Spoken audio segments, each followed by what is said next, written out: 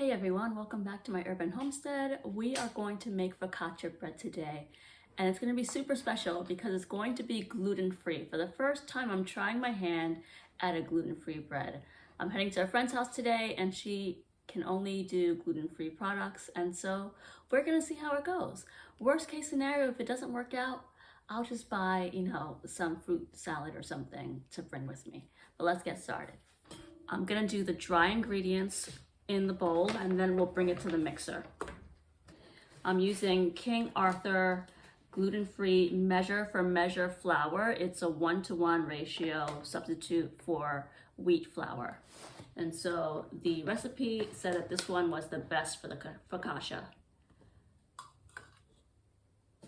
So for gluten-free, they recommend spooning the flour into the measuring cup rather than the normal scoop and level.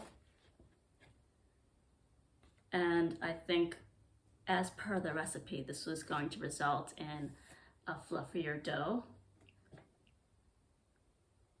so that it's not too packed. All right, and then we're gonna level it off.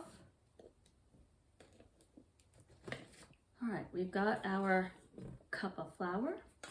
We need 1.5 teaspoons of sugar so that the yeast can feed on the sugar. It does not make the bread sweet. It just gives the yeast something to feed on. That's 1/2 teaspoon, 1 teaspoon, 1.5 teaspoons. Next is a teaspoon of instant yeast. I've got SAF instant. I put my yeast in the freezer to keep it fresh. And then we need 1/2 teaspoon of salt. Now you always want to put salt in your breads, otherwise they will taste like paper. They'll have no taste whatsoever.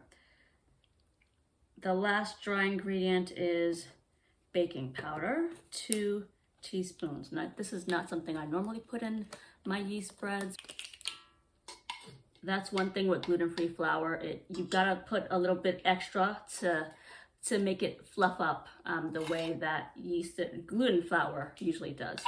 So we need 2 teaspoons, and that was 2 teaspoons. All right, so all of our dry ingredients are in. Let's go to the mixer and then we'll get the wet ingredients in. The directions have us mixing this on low just to incorporate all the ingredients, and then we'll start adding the wet ingredients.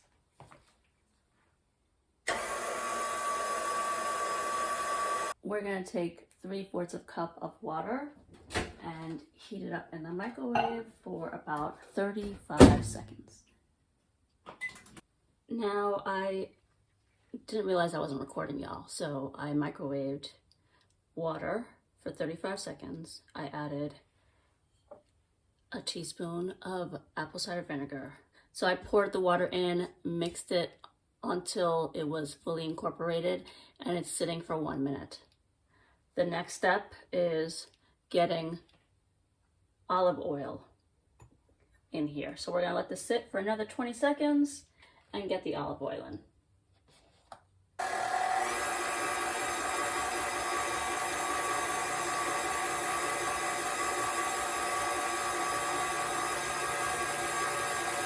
Now, this batter is supposed to look kind of like cake batter when it's done. So the recipe warns, don't be alarmed when it's sticky. And I'm glad they warned us because it looks exactly like cake batter.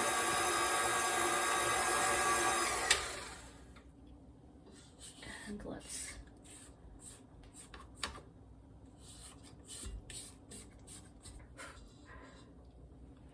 it's bizarre that this is going to turn into bread. We're gonna cover the bowl and put it in the oven for 30 minutes so that the dough will rise. They recommend putting the oven on 100 degrees. I can't do that because my oven doesn't go to 100. So I had it on 170 and I'm turning it off now.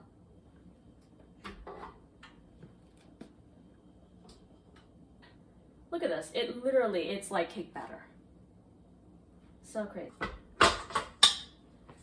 Here it is. We're gonna get in here and cover it up. I got these little towels from my mom for Christmas. This one says, "It is well with my soul," Psalm 118, verse 24. It's like a whole pack of different scriptures, but they're really pretty. So we're gonna cover it and we will be back. All right, 30 minutes has gone by. Let's get this out of the oven. And it definitely rose. Let me bring you in so you can see. It's a different kind of rise. It's not like fluffy, but it's definitely larger in volume than it was before. So I think we're doing good.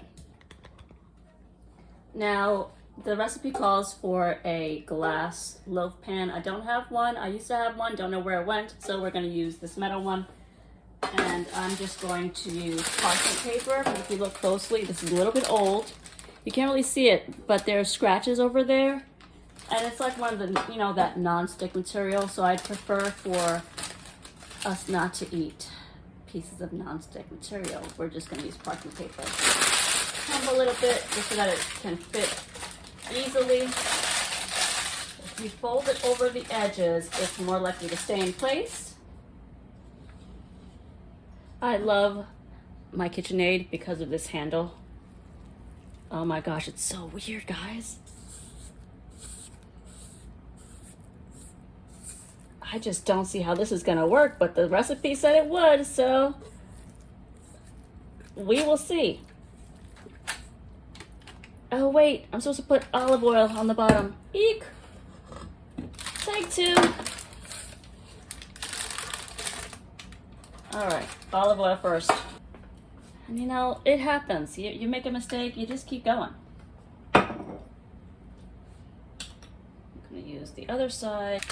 Using a brush, probably would have been better, pastry brush, but you know, this is what we got. This is what we're gonna use. All right, take two. I'm glad I remembered before it was too late.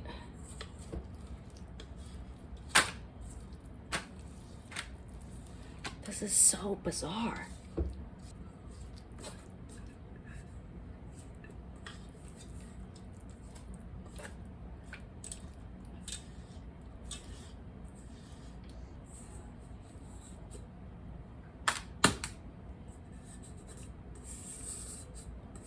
All right.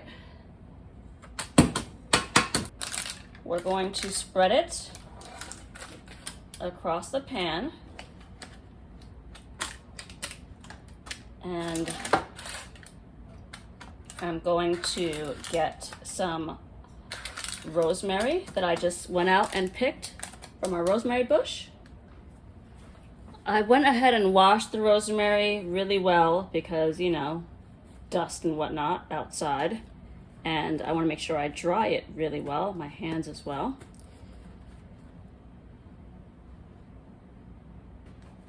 And snip the rosemary straight across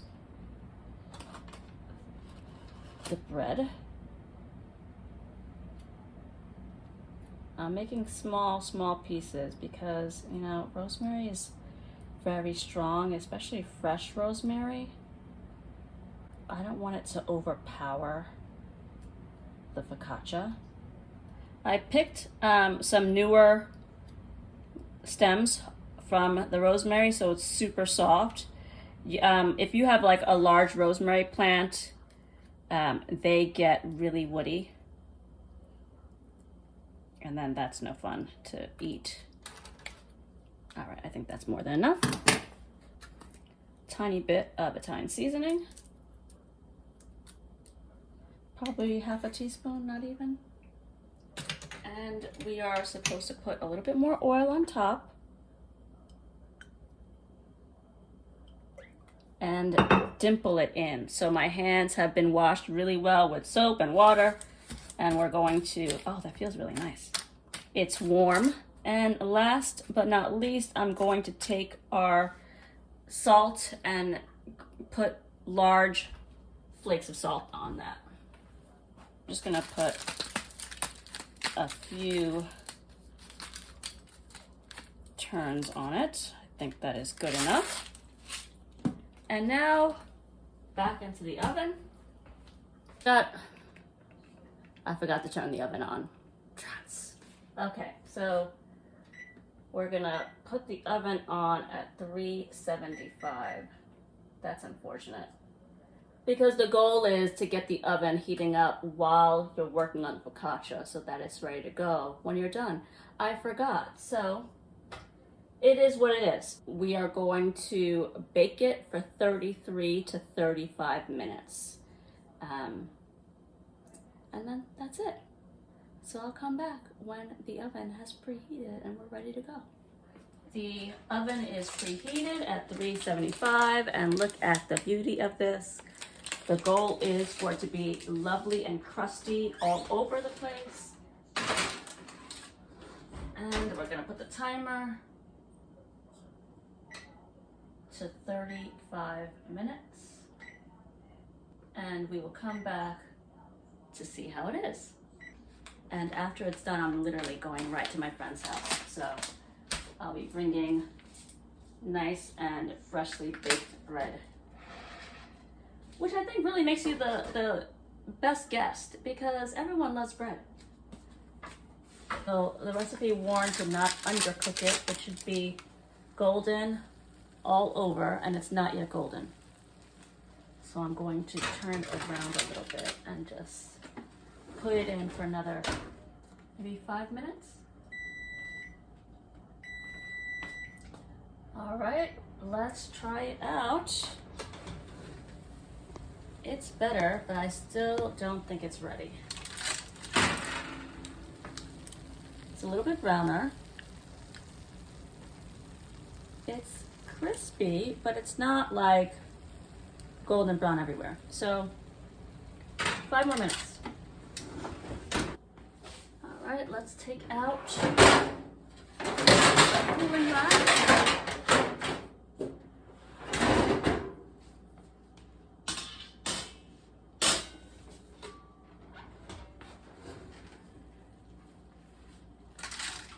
Yeah, this is good. There we go. We're gonna let it sit here for a while. It is nicely browned. And we're gonna take it out and put it on the cooling rack.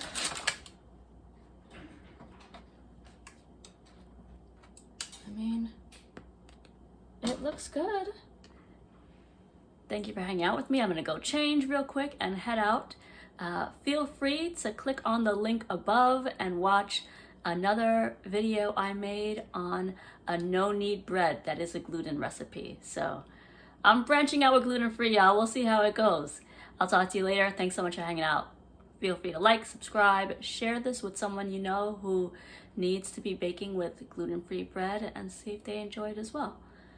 See you in the next video.